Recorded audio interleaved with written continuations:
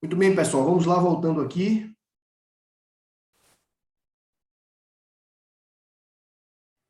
Pois bem, eu estava falando sobre a decisão de pronúncia, e como eu falei, é uma decisão difícil por caminhar numa linha tênue entre o excesso de linguagem e a ausência de fundamentação. Mas vejam, é a decisão que submete o acusado ao tribunal do júri. Tá? E essa decisão que submete o acusado ao tribunal do júri, ou contra essa decisão, cabe um recurso. Quem lembra qual é o recurso cabível contra a decisão de pronúncia? Quem se recorda?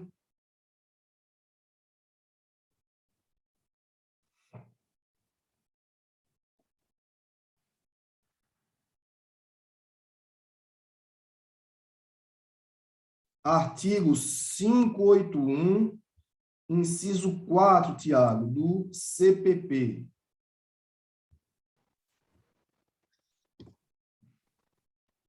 Caberá recurso no sentido estrito da decisão, despacho ou sentença que pronunciar o réu. Ok? Então, contra a decisão de pronúncia, o recurso cabível é o resi, recurso em sentido estrito. Voltemos aí, portanto, ao nosso 413, parágrafos 1º, 2º e 3º, Tiago.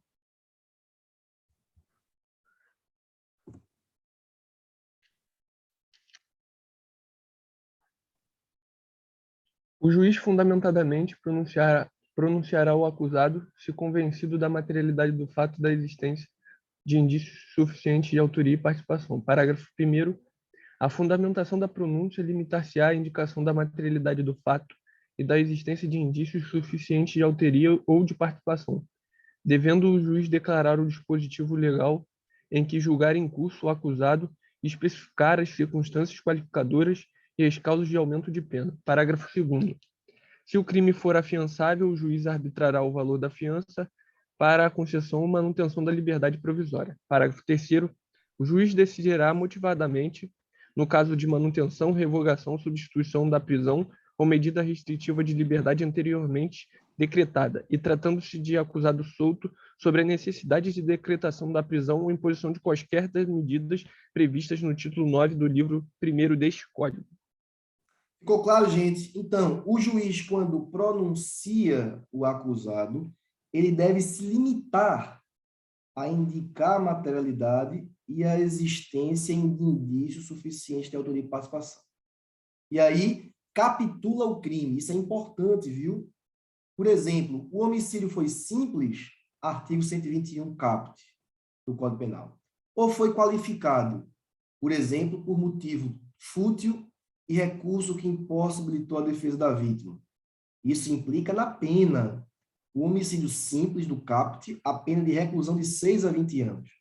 O homicídio qualificado, do parágrafo 2º do 121, a pena de 12 a 30 anos. Então, o juiz deve declarar o dispositivo legal. Pronuncie o acusado fulano de tal, porque tal dia, a tal hora, deflagrou disparo de arma de fogo contra a pessoa de B, tendo esta vindo a falecer em decorrência dos disparos, encontrando-se em curso nas penas do artigo 121 caput. Pronto. Ou então, pronuncio como em curso nas penas do artigo 121, parágrafo 2º, inciso 2, homicídio qualificado pelo motivo fútil. Ok? Especificando, então, aí quais são as circunstâncias qualificadoras. Ok? Decisão de pronúncia. Agora, se ele não se convence da materialidade do fato, o que é que nós temos? Nós temos o artigo 414. Artigo 414. Não se convencendo da materialidade do fato ou da existência de indícios suficientes de autoria ou de participação, o juiz fundamentadamente impronunciará o acusado. Veja, se o juiz não está convencido da materialidade do fato, por exemplo, um homicídio sem corpo. A vítima desapareceu, ninguém nunca encontrou o corpo. Nós temos um homicídio sem corpo. Claro, a prova aqui pode ser indireta, tá, pessoal? A prova testemunhal pode suprir a prova pericial. Não há perícia tanatoscópica. A vítima nunca foi localizada. Lembre-se aquele caso do goleiro Bruno, né? Da Elisa Samúdio. O corpo nunca foi localizado. Ora, se o corpo nunca foi localizado, alguém poderia dizer, Rafael, não há materialidade do fato delituoso, do homicídio. Veja, a prova pode ser indireta, ok? E, ainda assim, o juiz pode pronunciar. Agora, se ele não se convence da materialidade do fato, por exemplo, A efetuou um disparo na perna de B. Na instrução, ficou claro, muito claro, que a intenção de A não era matar B, ou seja, não há materialidade de homicídio, e sim materialidade de lesão. Eu lhes pergunto, lesão corporal é de competência do tribunal do júri, sim ou não? Não. Por quê? Porque não é um crime doloso contra a vida. Ok? Samara, a gente ia voltar com você e eu acabei atropelando sua pergunta, né? Você está com a palavra, pode perguntar. Professor, é que eu não sei se o senhor já explicou a diferença de impronúncia e absolvição sumária, não entendi muito Estamos bem. chegando agora lá. Boa pergunta. Você antecipou muito sabiamente. Pessoal, entenderam o que é impronúncia? Veja, quando ele fala de materialidade do fato, é materialidade do fato de homicídio. Se a materialidade do fato for de lesão corporal, ou, por exemplo, uma tentativa branca, o acusado efetua um disparo para cima e a vítima corre. A acusação estava com dúvida se aquele disparo foi dado em direção à pessoa de B ou foi dado a ermo, né? Ou a esmo, como se fala. Ora, o crime é de disparo de arma de fogo, aquele do artigo 16 do Estatuto do Desarmamento, ou é de tentativa de homicídio? Se o juiz não se convence da materialidade do fato de homicídio, o que é que ele faz? Impronuncia. Ou seja, ele desclassifica de tentativa de homicídio para lesão corporal dolosa, de tentativa de homicídio ou homicídio tentado para disparo de arma de fogo. Esses crimes que foram desclassificados, ou para os quais foi desclassificada a conduta, eles não são de competência do tribunal do júri. O que é que acontece? Ele é redistribuído para uma vara criminal. E qual a diferença, portanto, aí para responder a nossa Samara, entre impronúncia e absolvição sumária? Sumária. Absolvição sumária não, Samara não, né? Absolvição sumária. Vejam aí o que diz o artigo 415. Nós temos um rol taxativo para as hipóteses de absolvição sumária. Imaginem que o acusado agiu em legítima defesa. O juiz deve absolver sumariamente. Isso não importará em usurpação da competência do Conselho de Sentença, não. Vejam o que diz aí o artigo 415. Tiago.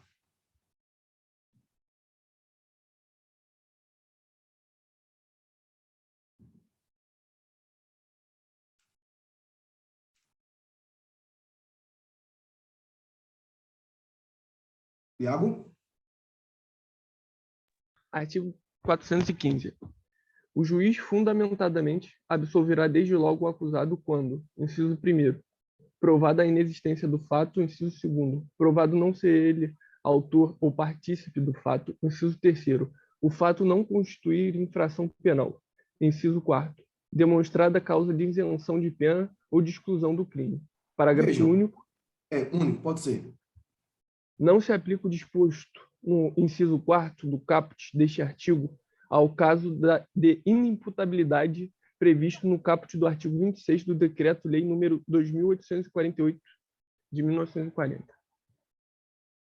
Salvo quando esta for a única tese defensiva. Pessoal, atenção. Esse parágrafo único que Tiago leu diz respeito à exclusão do crime por inimputabilidade por doença mental. Por quê? Imagine, a defesa pede a instauração de um incidente de sanidade mental.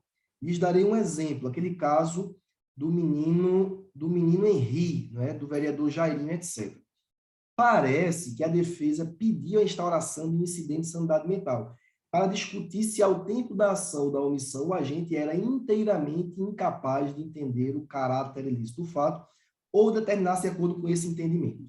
Bom, a questão é, se a defesa tem essa tese como única, não tem outra, por exemplo, não tem negativa de autoria, né, dizendo que ele caiu da cama e morreu por causa de uma queda, ou não há legítima de estado de necessidade, estrito do dever legal, que são outras causas de isenção da pena ou de exclusão do crime. O que é que acontece?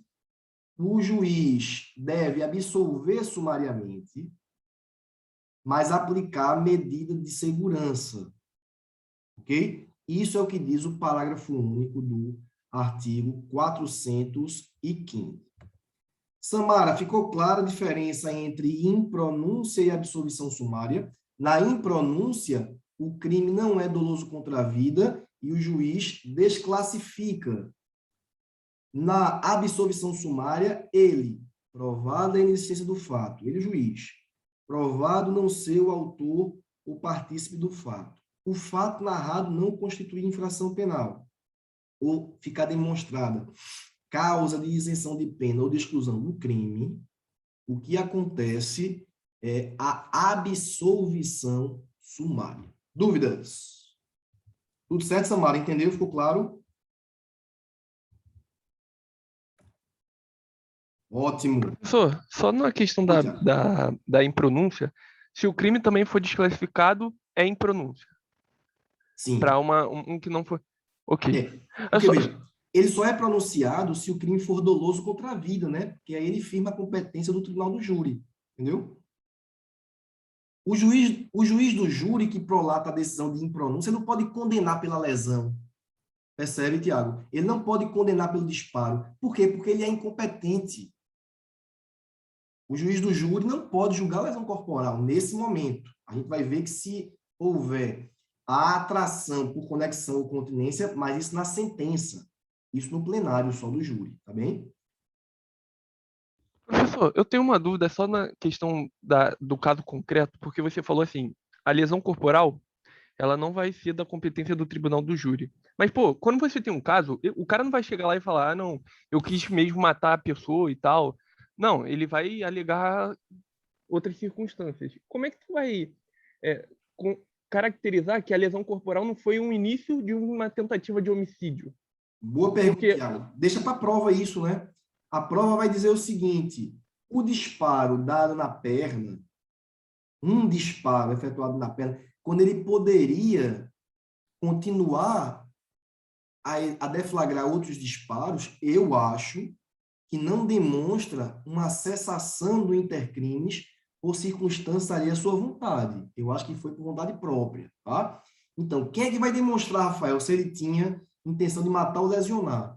Veja, a defesa, não é? E o Ministério Público, a quem cabe o ônus de provar se ele queria matar, é diferente, Tiago. Por exemplo, se ele efetua o primeiro disparo e alguém vem e o segura.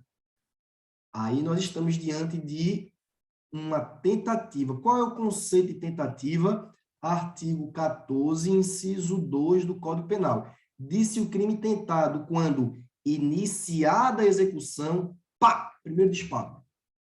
O crime, homicídio, não se consuma por circunstâncias alheias, por circunstâncias externas, por circunstâncias diferentes da sua vontade. A intenção dele era matar. Agora, a arma pinou. Os projéteis estavam enferrujados, eram velhos. Ele tenta dar o segundo, o terceiro e não sai. A vítima corre. Nós estamos diante de uma tentativa de homicídio. Entendeu, Tiago? Isso é a questão da prova, tá? A prova do processo Sim. vai dizer para uma Entendi. para outra. Beleza? Ficou claro, Tiago? Sim, sim, entendi. Boa. Dúvida? É que me parece um pouco limítrofe às vezes, porque até a questão da prova também, porque ele também poderia estar com um ânimo de lesão corporal e ter sido parado por outra pessoa, assim. Mas aí vai ficar uma coisa muito subjetiva e tem um certo limite do direito não conseguir entrar na cabeça da pessoa, então... Perfeito. E veja, Tiago, por isso, para esse processo, tá? Para isso estamos aqui. Cabe às partes, então, outro dia o aluno perguntou, mas Rafael, como é que eu vou provar que ele queria lesionar e matar? Eu falei, o problema é seu. Você, né, é que tem que produzir convencimento. As partes é quem devem produzir convencimento, né? Muito bem. Vamos em frente. Artigo 416, pessoal. Contra a sentença de impronúncia ou de absolvição sumária caberá apelação. Ok? Recurso cabível contra a pronúncia, reze. Recurso em sentido estrito. Recurso cabível contra a impronúncia e contra a absolvição sumária, apelação. Ok? Vamos em frente. Professor, Opa, vamos lá, diga lá, Mário. na verdade aqui é a Bruna, que eu tô no computador do meu namorado. Diga lá, Bruno. Essa decisão de pronúncia, impronúncia, é a decisão que o juiz dá no final da audiência de instrução? Isso, exatamente. É aqui encerra, Bruna, a primeira fase do procedimento bifásico do júri, ok? O procedimento especial do júri, ele tem duas fases. A primeira fase, ela termina com a decisão de pronúncia ou com a sentença de impronúncia ou absolução sumária, ok?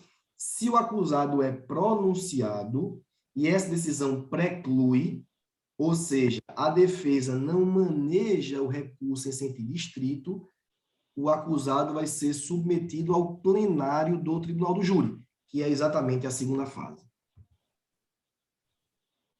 Tá, obrigada. Nada, querida. Dúvidas? Pode perguntar. Vamos em frente, então, pessoal. Vamos para a sessão de julgamento, não é? O sorteio dos jurados. Vamos para o sorteio dos jurados. Artigo 447. Tiago. O tribunal do júri é composto por um juiz togado, seu presidente, e por 25 jurados que serão sorteados dentre os alistados, 7 dos quais constituirão o conselho de sentença em cada sessão de julgamento. Ok, pessoal? Nós temos, portanto, o corpo de jurados, que é composto por 25 jurados, e temos o conselho de sentença, que é aqueles 7 que são sorteados. Ok? Artigo 462 e 463.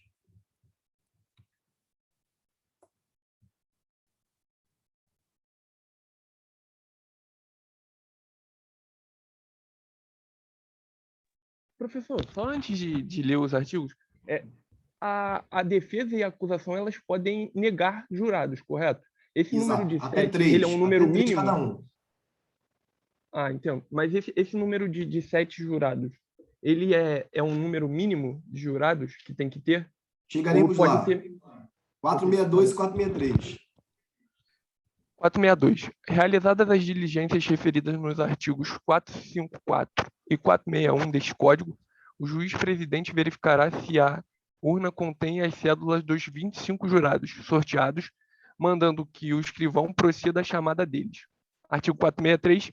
Comparecendo pelo menos 15 jurados, o juiz-presidente declarará instalados os trabalhos, anunciando o processo que será submetido a julgamento. Ok? Vê só, Tiago. Corpo de jurados, 25. No dia do julgamento, só compareceram 14.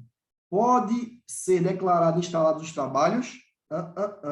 Mínimo de 15. Ok? Mínimo de 15. E por que tem esse mínimo de 15? Aí você vai lá para o 467 e vai entender as recusas. Vamos lá, Tiago, para entender as recusas. 467 e 468. Artigo 467. Verificando que se encontram na urna as cédulas relativas aos jurados presentes, o juiz-presidente sorteará 7 dentre eles para a formação do conselho de sentença. Artigo 468. À medida que as cédulas forem sendo retiradas da urna, o juiz-presidente as lerá e depois dela, o Ministério Público poderão recusar os jurados sorteados, até 3 cada parte, sem motivar a recusa. Veja, esse é o parágrafo 1, Tiago. Veja, aqui, pessoal, a recusa é imotivada. Eu, quando vou fazer júri, e já fiz mais de 200 aí em 15 anos de advocacia criminal, eu procuro saber quem são os jurados. De que forma? Ora, a gente pega a lista geral e procura saber a profissão, não é? Se tem alguma filiação partidária. Dá para saber do defensor público que atua com frequência na vara qual é a tendência de cada um deles, né? Se para condenar, se para absolver. Procuramos as redes sociais também para identificar se há uma prévia disposição para condenar, né? Se é aliado a determinada pessoa política que se identifica com armamentismo, não é? E que defende a pena de morte, por exemplo. Por que isso? Porque isso vai ser decisivo para o julgamento. Então, se aquela pessoa for sorteada, ela está nas 25. Se ela for sorteada para ficar nas 7, eu faço o quê? Recuso. Não preciso dizer por quê. Essas 3 recusas, elas são imotivadas. E aí acontece o parágrafo único, Tiago, do 468.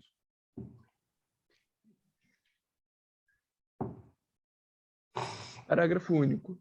O jurado recusado imotivadamente por qualquer das partes será excluído daquela sessão de instrução e julgamento, prosseguindo-se o sorteio para a composição do conselho de sentença com os jurados remanescentes. Ok? Pessoal, e aí a recusa motivada, ela é ilimitada, não é? Imagine que o jurado, ele demonstrou, uma vez eu sentei no plenário do júri, e antes de começar o sorteio, eu ouvi duas juradas, elas não sabiam que eu era advogado, e eu ouvi 2 juradas dizendo quando o acusado adentrou no plenário com as algemas na mão, né? Ainda há muito disso, os acusados entrarem algemados no plenário. E aí uma falou para a outra, ó para ali, que matador safado, né? O rapaz, o acusado, tinha a pele preta, era preto, e aquela predisposição para condenar iria macular. E aí eu falei para o juiz-presidente e falei, ó, aqui essas 2 não podem entrar nas recusas imotivadas. Eu estou motivando a recusa delas pela prévia disposição de condenar. Não conhecem o processo, não conhecem o acusado e julgam pela aparência, né? Infelizmente, com esse rótulo que os acusados, a grande parte dos acusados no processo penal brasileiro, trazem monotonamente, não é? Em relação à sua cor da pele. Então, vejam, imotivada, 3. Motivada, quantos forem os motivos para a recusa. Ok? Muito bem, vamos para a instrução, né, pessoal, em plenário. aquilo que eu falei em relação às...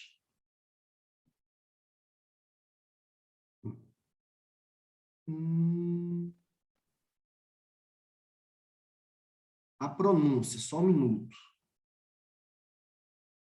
Os debates.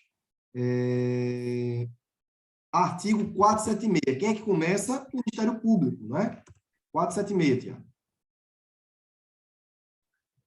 Artigo 476. Encerrada a instrução, será concedida a palavra ao Ministério Público, que fará a acusação nos limites da pronúncia ou das decisões posteriores que julgaram admissível a acusação, sustentando, se for o caso, a existência de circunstância agravante.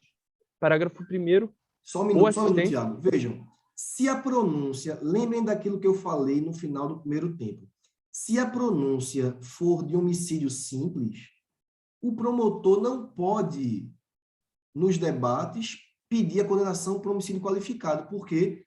Porque ele está adstrito aos limites da pronúncia, que é de homicídio simples. Ok? Vamos em frente, Iago. Aí, parágrafo 3º agora. Parágrafo 3º. Fim da acusação, terá a palavra a defesa. Muito bem. Parágrafo, ou melhor, artigo 477. Qual é o tempo de fala de cada um? Artigo 477. O tempo destinado à acusação e à defesa será de 1h30 para cada, e de 1 hora para a réplica, e outra tanto para a tréplica. Regra. Um acusado... Desculpa, Tiago, interromper, mas vamos lá. Regra. 1h30 para o Ministério Público, 1h30 para a defesa.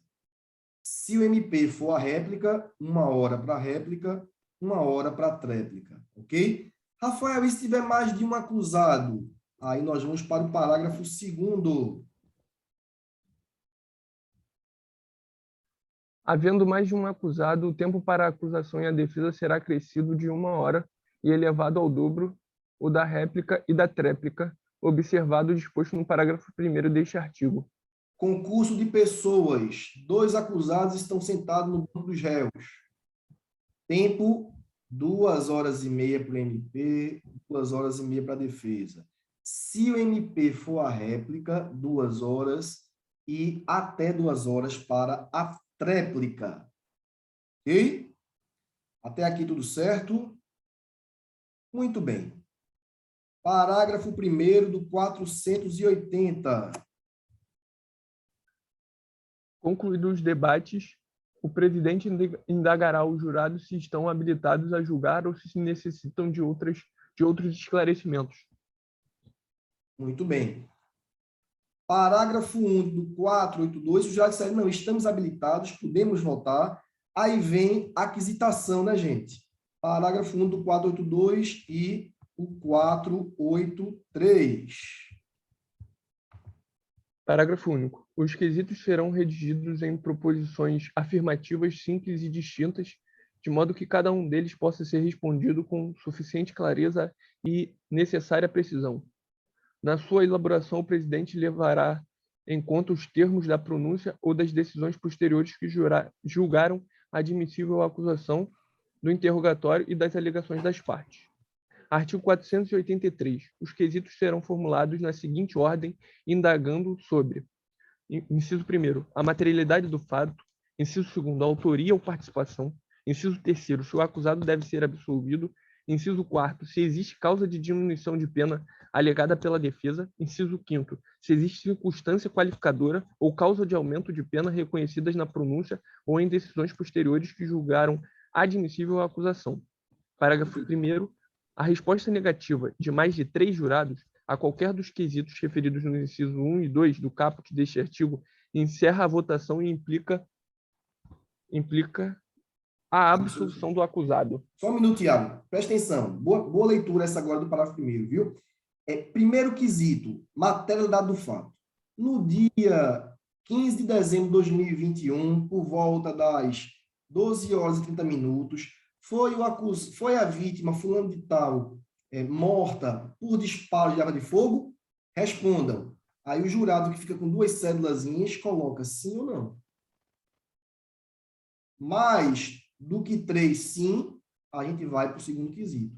Mais do que 3, não, se a tese da defesa, por exemplo, foi de que a vítima não morreu, por exemplo. A vítima desapareceu e o corpo não. Não.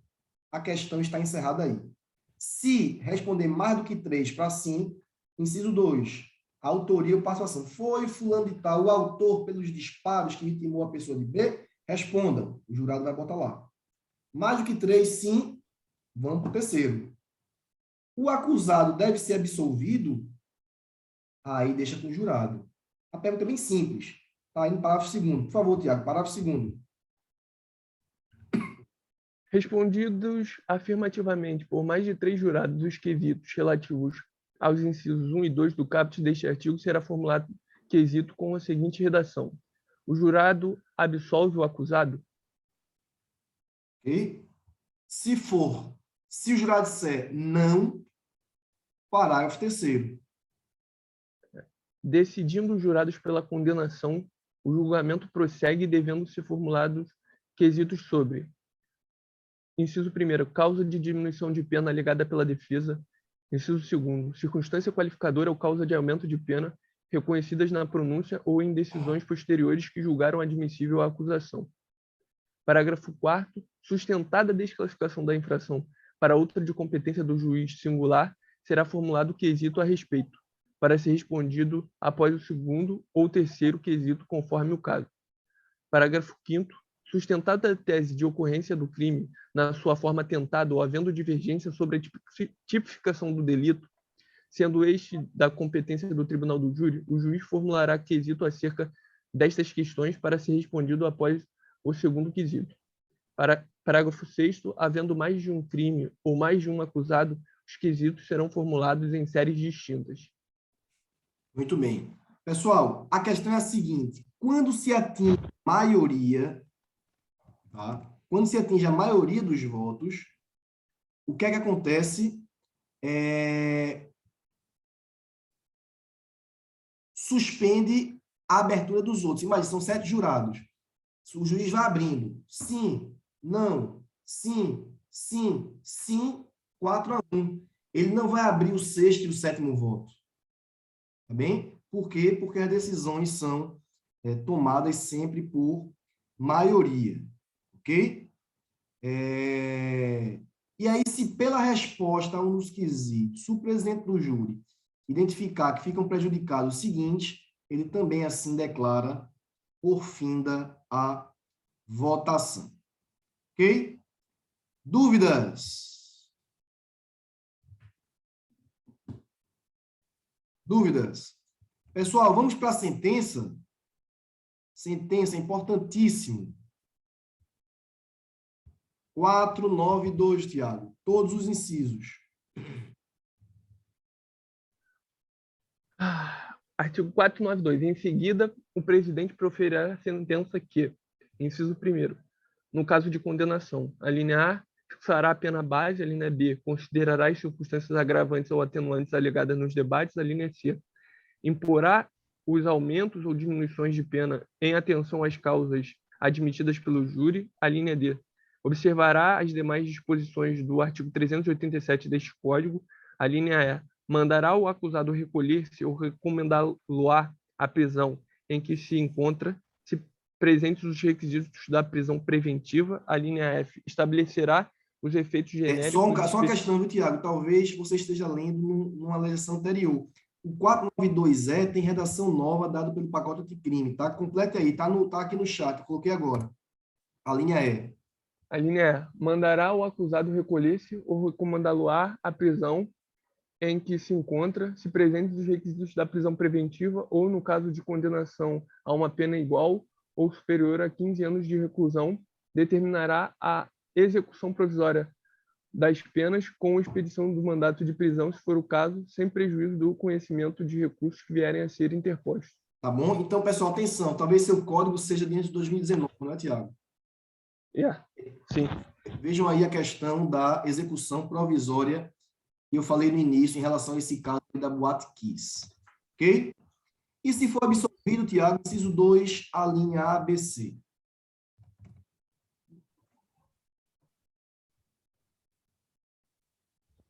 Inciso 2. No caso de absolvição, a linha A mandará colocar em liberdade o acusado se por outro motivo não estiver preso. Linha B revogará as medidas restritivas provisoriamente decretadas. A linha C imporá, se for o caso, a medida de segurança cabível. Tá claro isso? Dúvidas? Tudo certo, pessoal? Então, vejam só. Se não há dúvidas, há dívidas. Mandarei para vocês só uma peça como presente de Natal, não é? Vocês foram muito bons alunos, essa turma é maravilhosa, se comportaram muito bem, responderam a todas as atividades. Tenho visto que a turma tem praticado muito, isso me deixa muito, muito feliz. Tá? Mandarei só uma, considerando que o rito de entorpecente, que eu tinha planejado também para hoje, o rito especial, né? O procedimento especial entorpecente, ele ficará, portanto, aí para o dia 12 de janeiro. Bem, então finalizamos aqui procedimentos especiais do júri, ou o procedimento especial do júri. Veremos a partir do dia 12 de janeiro, que é quando retomamos a nossa aula, né? Hoje, nosso último encontro 2021. E dia 12 de janeiro falarei sobre o rito, o procedimento de entorpecente, da Lei 11.343, e falarei sobre questões prejudiciais e exceções processuais. Alguma dúvida, pessoal? Ótimo. Professor. Quem mandou e-mail pedindo a gravação da aula, eu estou enviando, tá? Estou respondendo aos poucos, tá bom? Gente, muito obrigado pela atenção de vocês, de cada um e de todos.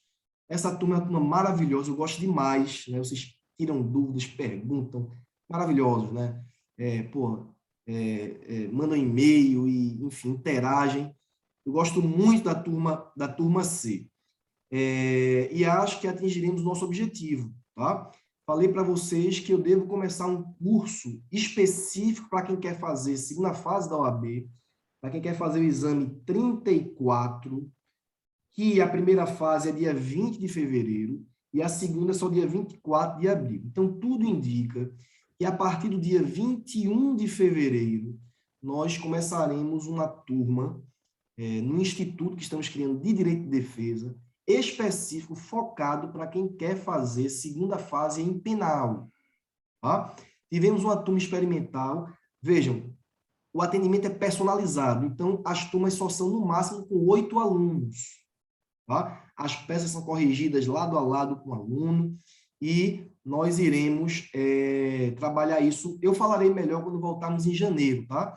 Mas aqueles que tiverem interesse em fazer segunda fase OAB, o conteúdo que nós trabalhamos aqui é o mesmo trabalho lá, só que lá as peças são corrigidas lado a lado, tá bem? Junto com o aluno, existe toda uma estrutura de biblioteca, de salas individuais de estudo para prática disso. Ok, Thalia? Te mandei e-mail solicitando a gravação, vou responder.